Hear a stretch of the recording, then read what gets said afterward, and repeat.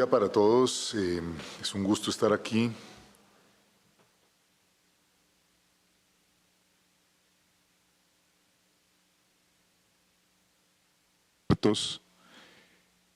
Para nosotros hacer el tercer simposio, pues es nuevamente. Empezamos, como nos decía ahorita María Elvira, con la doctora Paula, a quien recordamos todo el tiempo y quien nos apoya en todo momento. Y la idea de hoy es revisar un poquito sobre cuáles son las estrategias diagnósticas.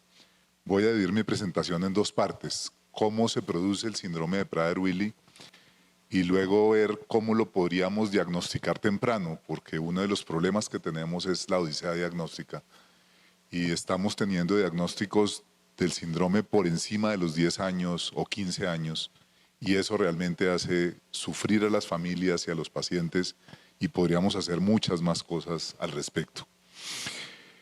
El síndrome de Prader-Willi se llamó primero síndrome de Prader-Labhart-Willi-Fanconi. El primero que desaparecieron fue Fanconi, me imagino porque ya tenía muchos síndromes con el nombre de él.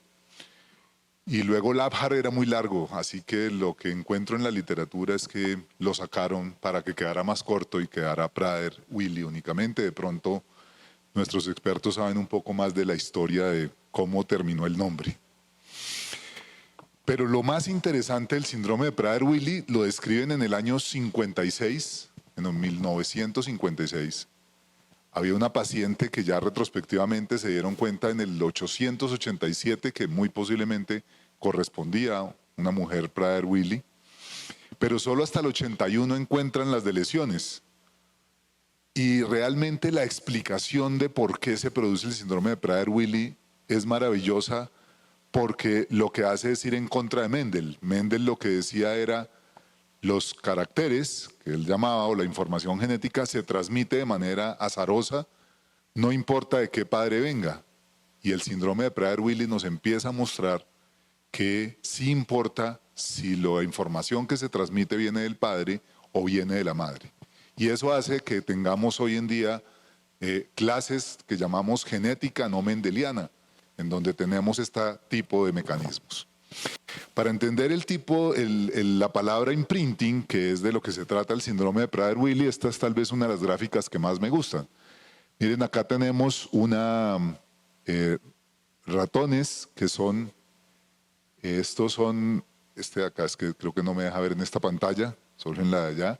Tenemos esta que es la hembra y el macho, y ellos, fíjense que tienen uno de su información genética, la tienen con esos punticos rojos, que es la metilación, o sea que esa región está apagada, y la otra región está prendida, y nos muestra aquí la gráfica que tiene un RNA mensajero azul que se puede prender esos genes de allí.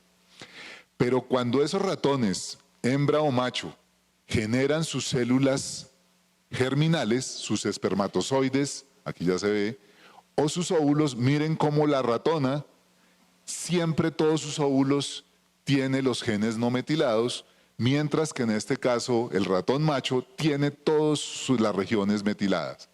O sea que lo que encontramos es que nosotros, los hombres, tenemos algunas regiones que todos nuestros espermatozoides van a estar los genes apagados, y las mujeres van a tener regiones donde todos sus óvulos van a estar prendidos. Cuando sumamos el óvulo y el espermatozoide, entonces tenemos un individuo que va a tener unos prendidos y los otros apagados, y eso es lo normal como funciona el síndrome de Prader-Willi, ya lo vamos a explicar. Eso sucede en pocos genes, se calcula que deben haber unos 100 genes que están sometidos a la impronta genómica. Por lo tanto, este fenómeno de imprinting entonces hará que dependa de quién transmite para que se forme un fenotipo que es muy interesante porque es diferente. El fenotipo del Angelman es diferente del Prader-Willi, y también la historia de cómo se descubrió fue interesante porque antes se cercaban los genes. Entonces los grupos de investigación en los años 70, en los años 80, buscaban en dónde estaba el gen de la enfermedad y lo encontraban en un cromosoma, luego en un brazo, luego en una banda, y luego encontraban el gen, y todos nos poníamos muy felices cada vez que encontrábamos un gen de una enfermedad monogénica. El problema es que los grupos que estudiaban por un lado el Angelman y por el otro lado el Prader-Willi empezaron a acercarlo en el 15, luego en el brazo largo y luego les aparecía que era en la misma región. Eso no era coherente con la genética que sabíamos y por fin se pudo explicar el mecanismo, que es lo que quiero mostrar en las siguientes diapositivas. Ya la doctora Ballesteros nos había contado que hay varios mecanismos. Tenemos el mecanismo de la lesión paterna, que es el más frecuente. Luego viene que yo reciba 2 cromosomas maternos, que haya un defecto en mis genes de imprinting, y uno que tenemos que es muy poco, que aparece en pocas ocasiones, es una traslocación donde se parte o se trasloca el cromosoma 15 preciso en el sitio donde están los genes de control de esta región. Así que esos son los 4 mecanismos. Y también la doctora Ballesteros nos había mostrado la región que está en el brazo largo del cromosoma 15 y estos son los genes que van a actuar. Pero es tal vez esta gráfica, este es un artículo de este mismo año donde hacen una muy buena explicación de los mecanismos de Prader-Willi y Angelman y aquí creo que queda muchísimo más claro. Este será el cromosoma materno y miren que está marcado con gris que todos esos genes que ustedes ven ahí en ese cromosoma materno están apagados. O sea que esos genes están metilados y por lo tanto no producen el RNA mensajero y no producen la proteína. Y en el lado paterno, estos de acá, todos esos mismos genes están encendidos. Entonces, al estar encendidos, van a producir las proteínas y se va a funcionar normalmente. Sería fácil entender entonces que si se me pierden los genes del cromosoma paterno, porque se da una deleción, como los maternos están apagados, pues entonces yo no voy a producir esa proteína y se va a generar la enfermedad. Hasta ahí el Prader-Willi se explica relativamente fácil. Pero el problema es explicar el Angelman, porque en el Angelman será lo contrario. Si yo pierdo los genes maternos, miren que los paternos se quedan prendidos y la persona debería ser completamente normal. Entonces, ¿por qué al perder los paternos que están prendidos se me genera otro síndrome como el Angelman? Y la respuesta está aquí, en este gen de acá, el V3A. Ese V3A, lo que le sucede en el cromosoma paterno es que tenemos un sistema de activación de la transcripción de largo término. O sea, estos genes se prenden todos en cascada. Y se prenden tan en cascada que hacen que este V3A también se transcriba, pero se transcriba en vía contraria. Y esa vía contraria en que se transcribe se llama antisentido y por lo tanto lo que termina pasando es que en el cromosoma paterno el gen V3A no se expresa porque está activado en contravía. Y por lo tanto nuestro cromosoma paterno tendrá la producción de los genes normales de esa región y tendrá apagado el V3A, pero no por el mecanismo de metilación, sino por un mecanismo de transcripción reversa o de transcripción en contravía, que se llama antisentido. Ahora sí podemos explicar, y voy a mostrar gráficamente, cómo serían entonces los diferentes escenarios en que se va a ver el síndrome de Prader-Willi y el Angelman. Esta es la condición normal que todos tendríamos.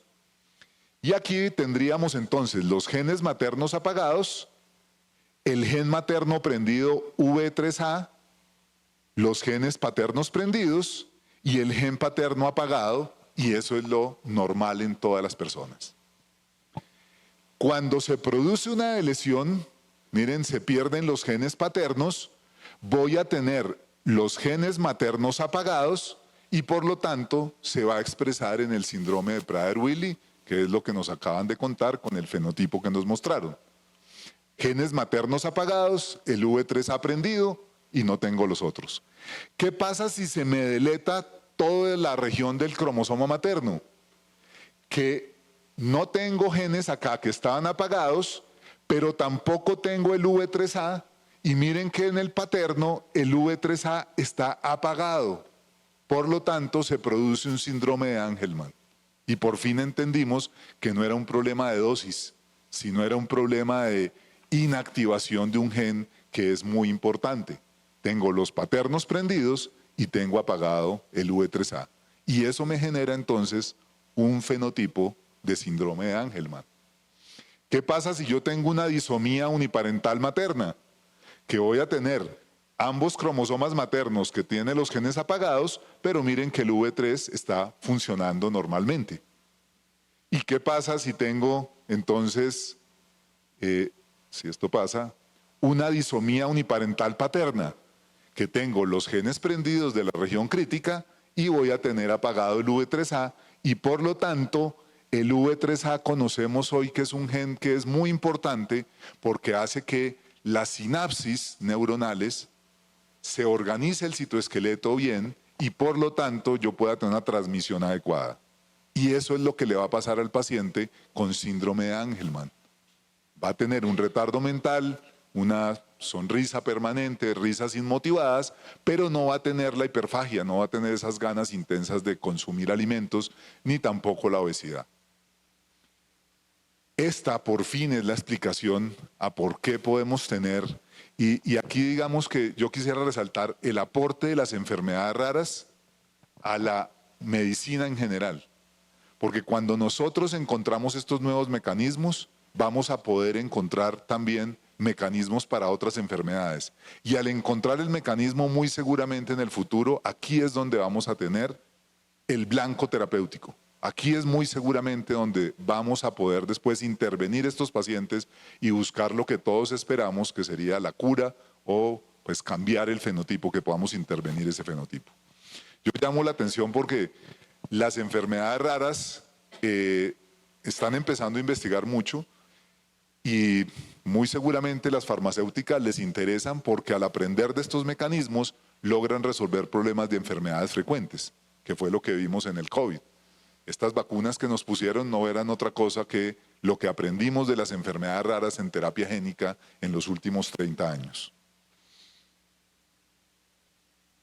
Bueno, mecanismo de esta, ahí están los genes prendidos y apagados y ahí vemos cómo se produce este síndrome de Angelman. ¿Cómo diagnosticar el Prader-Willi? La primera prueba, digamos que era una prueba relativamente simple, que es una prueba de Fish, en donde lo que utilizamos son generalmente dos sondas de diferentes colores. Aquí utilizamos una sonda verde para una región del 15, para la región crítica del 15 y una roja para otra región del 15. Si ustedes ven acá, este cromosoma de acá tiene verde y rojo, este solo tiene rojo, o sea, quiere decir que se le deletó esa región verde, que es la región crítica de los genes que vimos, y por lo tanto yo puedo decir, tenemos un diagnóstico de Prader-Willi por una delesión con esta prueba de Fish. Pero el problema de la prueba de Fish es que es una prueba que ocupa una gran parte de la región, y por lo tanto tenemos algunas personas con Prader-Willi que se les deleta una parte atípica, o sea, un fragmento más pequeño, que no es el que se deleta con frecuencia. Así que la prueba de Fish me puede salir negativa y el paciente tener un Prader-Willi. Entonces aparecen nuevas técnicas, esta técnica se llama MLPA, utiliza una región de ligasas para poder decir estas lesiones con mucha más resolución, o sea que con ellas podemos utilizar mucha más precisión y saber qué se está perdiendo. Aquí tenemos la imagen del resultado de una prueba de MLPA, donde vemos una paciente, una persona normal. Fíjense, los cuadritos están todos dentro de estas dos líneas, que sería lo esperado, y en un paciente con Prader-Willi aparecen estas regiones deletadas que están representadas por los puntos rojos. Y eso entonces nos diría que se ha perdido esa parte del cromosoma 15, que es la región que nos interesa. Pero si no tenemos de lesión y lo que tenemos entonces es una disomía uniparental, o sea que los dos cromosomas vienen de del mismo padre o de la madre, necesitamos hacer este tipo de pruebas. Generalmente utilizamos marcadores muy parecidos a los que utilizamos en paternidades. Entonces acá se ve como este sería el padre que tiene dos cromosomas y esos cromosomas son 10, 9, 16, son marcadores que se ponen en el cromosoma, el otro es 11, 17, 8 y luego tenemos los cromosomas de la madre. Lo normal que uno espera aquí es que cuando se une el cromosoma paterno con el materno suceda lo que estamos viendo en este primer individuo, que tengo el cromosoma 14-15-10 de la madre y el cromosoma 11-17-8 del padre. ¿Cómo sabemos que hay una disomía uniparental? Porque al hacer los marcadores encontramos que la información genética de esa región es idéntica a la madre, o sea, como si se hubieran transmitido los dos cromosomas maternos al tiempo. Y eso nos hará también diagnóstico de Prader-Willi, o sea que necesitamos una técnica complementaria, además del FISH o el MLPA, necesitaríamos hacer estos marcadores. Eso nos va a crear un problema, y es que si yo solamente pido un FISH y el paciente tiene una disomía uniparental, va a salir negativo y me tocaría pedir otra prueba más para poderlo confirmar. Y como el tema es un problema de metilación, entonces aparecieron las técnicas para poder evaluar si la región está metilada o no. Lo que utilizamos en general es un tratamiento con una molécula, con una sustancia que se llama bisulfito. Aquí ven ustedes la región metilada, aquí tienen el grupo metilo puesto sobre esa citosina, y lo que hacemos es utilizar una técnica química en donde se produce un cambio en las regiones que están metiladas, perdón, no metiladas, y no se produce en la región que está metilada. Por lo tanto, al final yo voy a encontrar la misma base y esto me va a decir que había una metilación en esa región.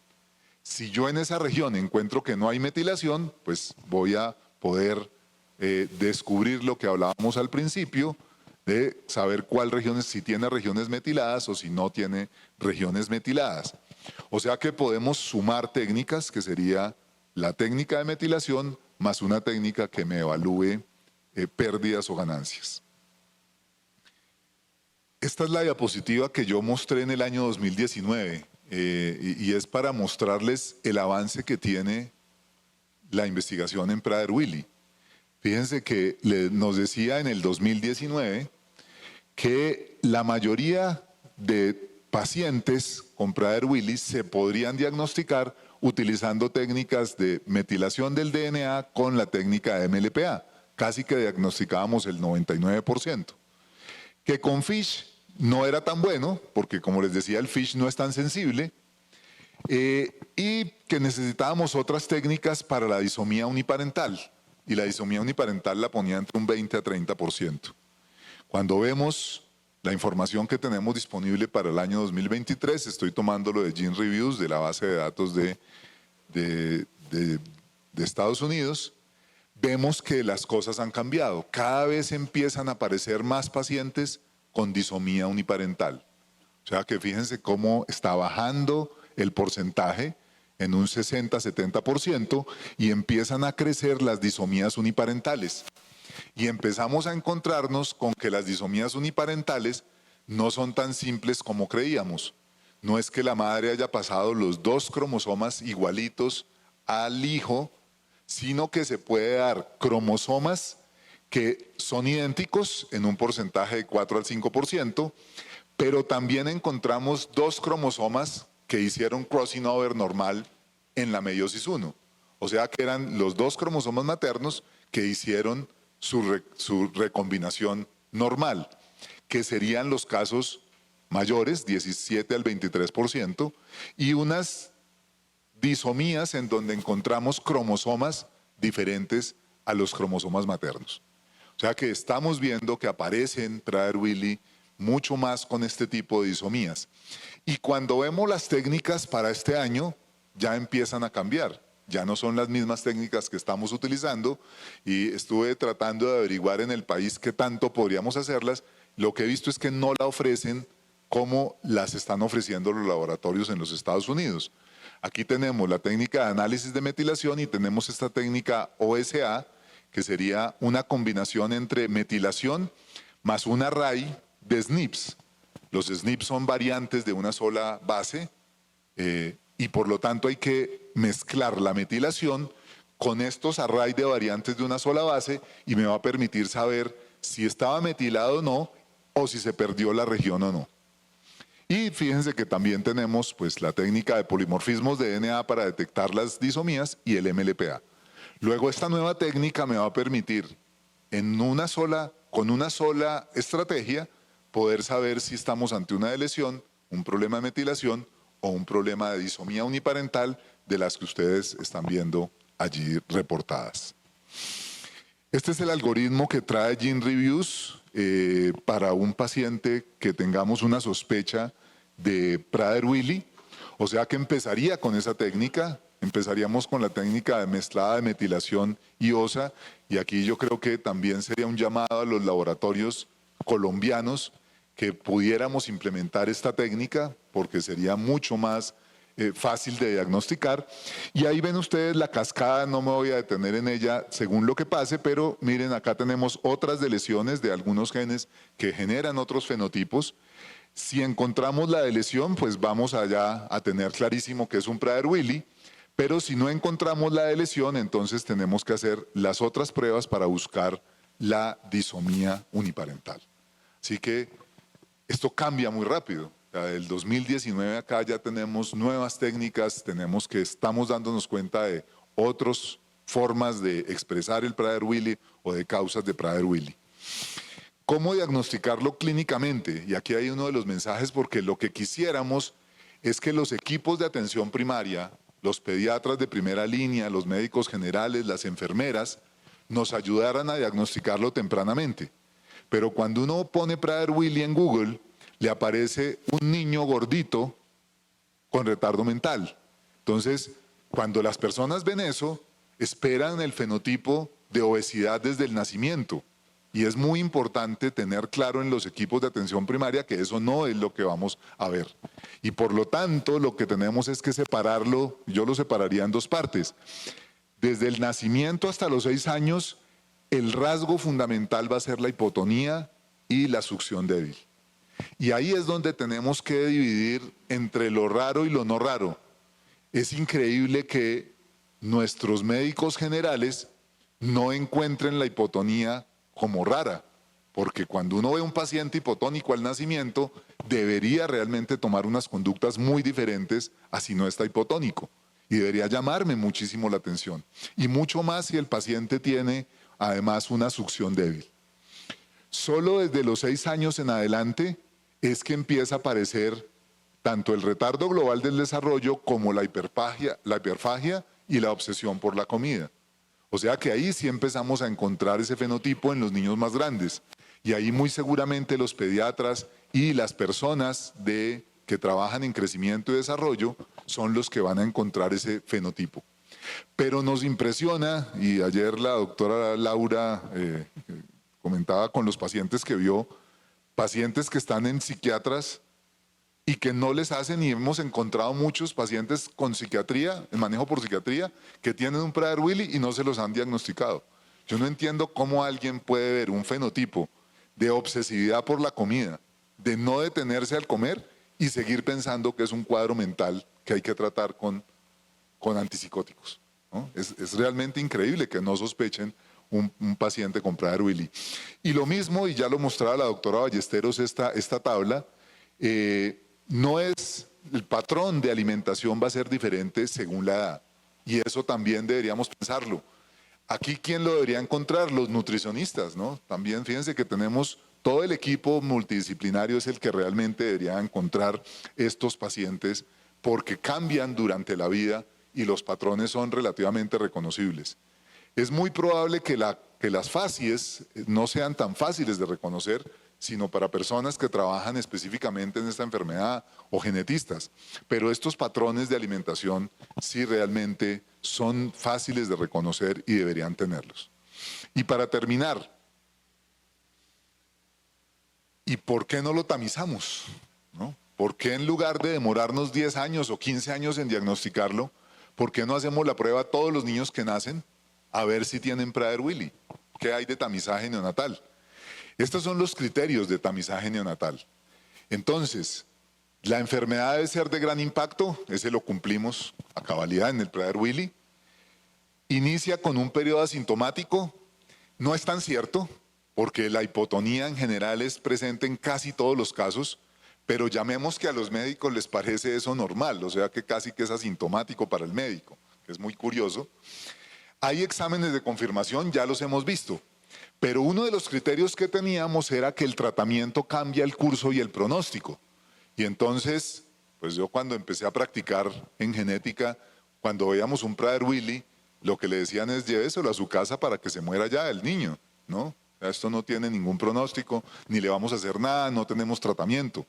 Hoy en día, y es lo que van a ver ustedes durante el día de hoy y mañana y el sábado, van a ver que realmente el manejo de estos niños, el manejo comportamental, cambia radicalmente el pronóstico.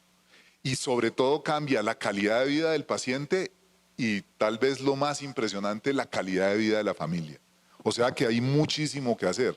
Y ese concepto de que no, ya no, el Prader-Willi no tiene tratamiento, entonces ¿para qué lo tamizamos? Empieza a cambiar de manera drástica. La foto del niño gordito tiene que desaparecer, porque si uno lo descubre desde temprano, uno puede intervenirlo para que no tenga obesidad. Y vamos a tener que ver, y es lo que nos van a mostrar hoy, un grupo de pacientes de Prader-Willi sin obesidad, que a eso es lo que tenemos que atender. Y existen terapias reconocidas, sí, pero no farmacológicas, por ahora. Esperamos que la terapia génica en el futuro nos dé alguna posibilidad interesante. Pero existen terapias y las van a ver durante estos días y que tienen un impacto descomunal sobre la vida de estas personas.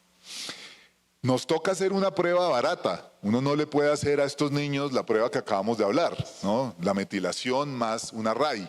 Es posible que en unos años el array sea tan barato que seguramente lo vamos a utilizar de tamizaje.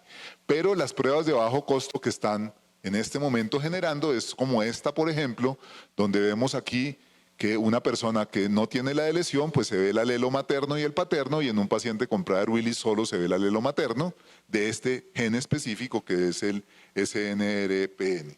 Así que es posible tener una prueba relativamente barata y que se podría hacer a todas las personas. ¿Cómo se haría entonces? En esta publicación lo muestran, se toma en papel filtro, o sea, utilizaríamos el mismo papel que utilizamos para el tamizaje neonatal. Aquí pues me da pena hablar en Colombia de tamizaje neonatal porque solo tamizamos hipotiroidismo, pero digamos en el resto de países normales uno podría realmente utilizar el mismo papel filtro y hacer la prueba de bisulfito y luego hacer la amplificación con PCR y miren los resultados. Son resultados simples donde cuando yo tengo los dos picos quiere decir que están expresados ambas regiones, materna y paterna. En el siguiente, cuando tengo una sola región que se expresa, solo será un diagnóstico de Prader-Willi y en el otro será un diagnóstico de Angelman. Así que podría tener una prueba muy barata, rápida para poder sacarlo. Publicaciones que nos hayan mostrado eficacia de esto. Miren esta, 16.500 niños en los cuales encontraron 2 Prader-Willi, 2 Angelman y una duplicación de 15Q. Si esto sigue bajando de precio y si seguimos trabajando, definitivamente el Prader-Willi debería utilizarse el tamizaje neonatal porque nos ahorraría todo este proceso de la obesidad diagnóstica y lograríamos entender mucho más, poder seguir desde mucho más temprano, intervenirlos desde el momento del nacimiento y mejorarle, por supuesto, la calidad de vida. Conclusiones, ¿es posible diagnosticarlo temprano? Es posible, ya les hemos mostrado en estas 2 charlas muchas estrategias. Necesitamos que todos los equipos de salud piensen que la hipotonía y la hiperfagia es rara y que hay que remitirlo a un genetista. Yo no creo que uno pueda entrenar a todos los equipos de salud en las 8.000 enfermedades que existen, pero por lo menos que alguien entienda que si el niño está hipotónico, una posible causa es el Prader-Willi y que lo remita a neuropediatría o a genética. Y lo mismo cuando llega a los 5 o 6 años y empieza la hiperfagia, que alguien le llame la atención y empiece a hacer el diagnóstico. Y el tamizaje neonatal, ya lo vemos, es posible y esperamos que en el futuro tenga un impacto positivo. Muchísimas gracias.